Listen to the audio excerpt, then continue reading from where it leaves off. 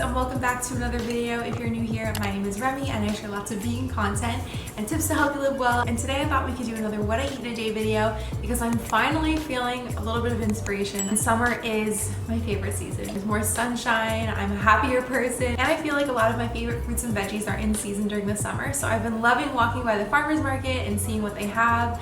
I'm just really excited about summer produce like berries, melons, stone fruit. Summer's just the best season, right? So I started my day off with a little bit of melon this morning. I just woke up really hungry because I woke up super early and I went for a long run. So I guess you could call it like a pre-workout melon. And then I came home, I did a little bit of resistance and weight training, and now I just finished this protein smoothie. You've seen me make this in a lot of my what I eat in a day videos. So for the rest of the day, I'll just show you what I eat. Nothing changes too much in terms of the way that I eat during the summer, but I definitely incorporate a lot more high raw foods, fresh fruits, vegetables, a lot more salads, and just like refreshing foods like smoothies, everything on ice, like my lattes on ice for sure. I'm gonna feed my sourdough starters, which I guess I will show you because it is technically food. And then I'll check back in at lunch. I just got so cold drinking that smoothie that I'm wearing a sweater.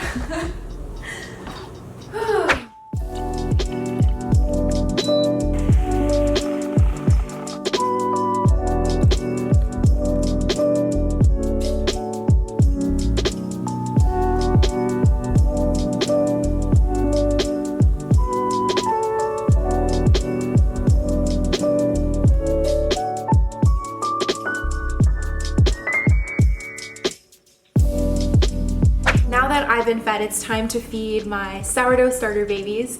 Funny story, my Christian dad called these disciples because they look like biblical characters. Anyway, I've been on this gluten-free sourdough journey for a while, and I feel like I was a little bit late to the party because everyone started making bread at the beginning of sort of all of this lockdown stuff, but I'm really in love with it because it's a lot of fun to just make things from scratch. I've always loved doing that, and I feel like you guys know that one of my favorite things to do on my blog is to recreate recipes from scratch that remind me of things that I used to have in my childhood. So I'm obviously no stranger to cooking, but I am a stranger to bread making. No longer though. I've successfully made 2 loaves of bread so far, and my next experiment this weekend is gonna be focaccia. So I am doing this gluten-free. I've decided not to make a YouTube video about it because I've been spamming my Instagram stories with updates on my journey through sourdough. So if you guys are interested in like the beginning process, like how I did it, all of those things, you can just check out my Instagram story and there's a whole highlight dedicated to it. But today, nothing too exciting. I'm just gonna feed them, and I usually do this 1 to 2 times a day. I've been doing it twice a day now that the weather is warming up, but I had them in the fridge for about a week to kind of slow the process down. I didn't have any bread making plans, but I do want to attempt a focaccia on the weekend, which I may or may not film and put that in a different video. So anyway, here's the process, and these rubber bands here just show you the line to where the starter was before I put it to bed or like left it in the closet for the night. So it's a lot easier to see that it's risen or grown about this much since last night. I actually fed her quite late last night, so there are some bubbles, but not as many as there usually are. I completely forgot for the whole day. I got out of bed and I was like, oh my God, I have to feed my starters. And then I went back to bed. So it's only been about 9 hours since I last fed this one. And I have 2 starters. I kind of just keep it as a backup because I feel like I may at some point mess it up and I want to have a backup. So 2 of them go in at the same time. This one's also grown quite a bit, which is great, and has some air bubbles, which you can see at the top there. So for this, I break out the scale, and I do this because it's really precise. Feed it this gluten-free flour blend, which I've mixed up, and it's just a combo of buckwheat and brown rice. And I add about 15 grams of water and the flour, mix it up, and I just let it sit again. And I only discard once a day if I need to, if it just like outgrows its jar, because sometimes it gets so active it like explodes out of its own container. Yes, I'm using chopsticks to feed my starter. I'm really embracing my Asian heritage today, but they're just so handy. Like honestly, chopsticks are amazing. Okay, so here's my starter. So I like to zero it. Can you even see what I'm doing? Sorry guys, the angle's not great. Just keep your eyeball on this little corner over here. I have the scale zeroed with the mixture already on it, so that way I can just add, and once the number hits 15,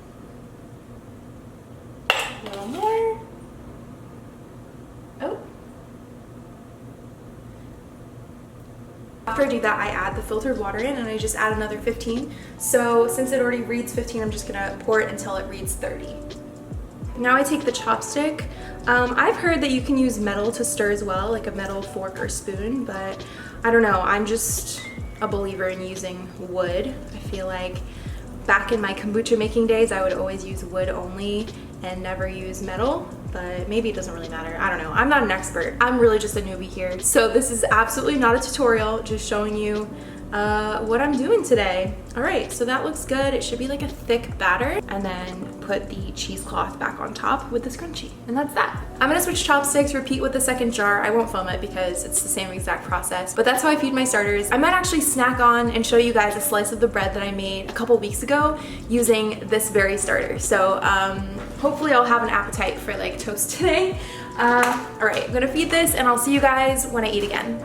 Okay, so I've just been doing some recipe testing, which is why I'm wearing my handy dandy apron to keep my summer whites still white. I'm gonna make a quick lunch and show you something that I've been kind of doing for the last couple of days. It's sort of like, well, you know what? It's really not that different from the salads that I usually eat. The only difference is I'm using up a bunch of canned beans that I stocked up on, you know, at the beginning of everything. Using more corn, and I feel like the romaine just tastes better because now it's summer and things are just, I don't know, everything feels more crisp, more vibrant, but it's super simple. I use one of my favorite seasonings. You guys probably already know what it is, from Trader Joe's. Toast the beans in a pan and it just gives it a little bit of that extra kind of crust on the edge. And the rest is really not that different. Avocado, lemon dressing, so let's do it. Pan is nice and hot, and so we're gonna just dump in the beans dry. It should sizzle when it hits the pan, and you don't need to really add any oil. What we're gonna do is basically toast the spices onto the edges, and it kind of gives it a little bit of a crust. We're using my favorite three, so the mushroom and company is really what gives it most of the flavor. Then some extra garlic powder, because you can never have enough garlic, and then just a little salt to top it off. Gives it a really nice, just kind of texture, because beans can sometimes be really mushy, and I know a lot of people don't like beans for textural reasons. So if that's you, give this a try. So while that's going, I'm gonna just chop up some organic romaine. I'm using about, I guess, a head of it.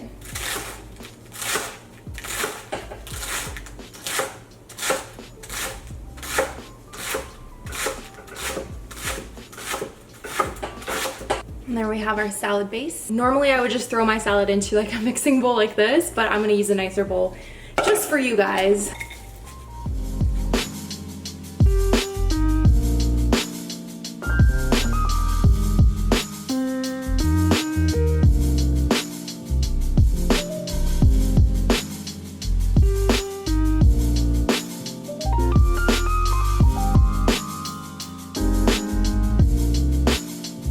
Okay, so final result, toasted beans, avocado, charred corn, lots of romaine.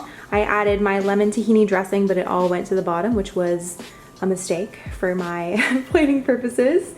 And then an extra wedge of lemon. I don't know, something about this bowl and this combination, it's my go-to so far. It just gives me, I don't know, summer energy, you know?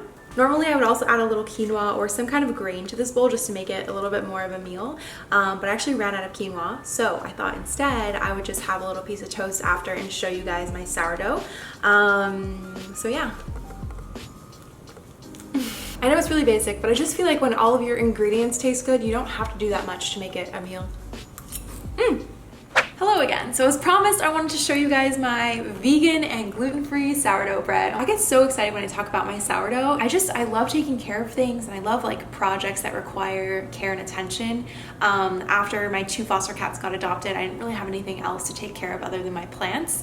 And this has just been like the most fun project for me ever, and also very rewarding because look, you get bread, and I love bread. So this was my very first loaf that I made. It looks a little bit wonky now because it's been in the freezer and I just retoasted it. But the weird thing about this one is that the inside, it's not that it was gummy, it's just that it almost tasted like super airy. I feel like I let it absorb too much air even, but I don't mind it at all. It's really good. And then this one's like the polar opposite, super dense. I followed this like random person's recipe from like an Instagram story, and they recommended using an all-purpose gluten-free flour.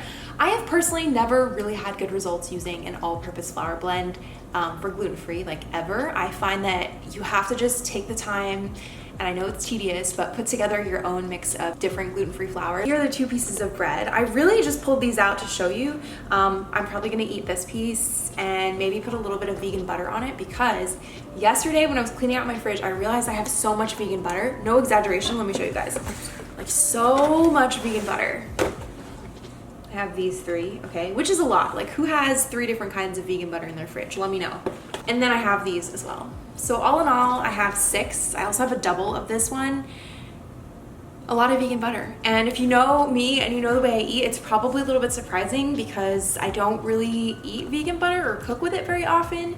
But that's why I have it all, because it takes me so long to get through just one tub of any kind of vegan butter. Some of these were sent to me, some of these I just had in the fridge thinking that I would use it for something, probably like garlic bread or something.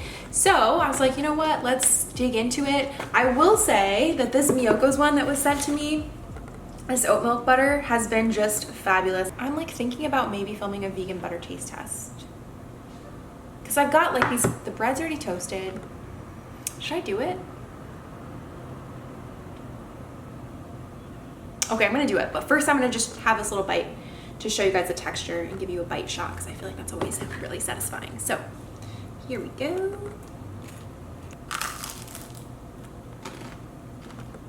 Did you hear that crunch though? I made that! It's just so satisfying. I love mothering things and just like taking care of things and baking, so it works out perfectly. I also have a lot of vegan butter, so I'm gonna go film this butter taste test. It'll be a separate YouTube video. But I am gonna have this toast. I don't know if I'm gonna eat both pieces. I will see you at dinner.